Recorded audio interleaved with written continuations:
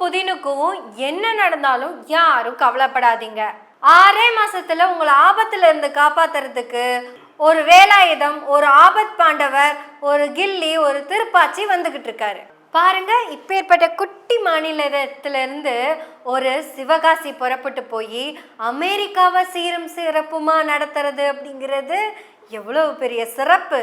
ஒரு நாட்டுக்கு அதிபராகிறது இங்க பெரிய பிரச்சனை இல்லைங்க. 2 நாட்டுக்கு இடையில இருக்கிற பிரச்சனையை தீர்த்து வைக்கிறது இவ்வளவு பெரிய விஷயம். அப்போ அடுத்தது என்ன? அது டெல்லி லெவல். அதுக்கடுத்து என்ன? வேர்ல்டுக்கான தலைவர். நாளைக்கு ஒரு அமெரிக்கன் பிரசிடென்ட்டுக்கும் ரஷ்யன் பிரசிடென்ட்டுக்கும் ஏதாச்சும் ப்ராப்ளம்னா கூட இவர் பேசலாமே, ஏன் இருக்கக்கூடாது?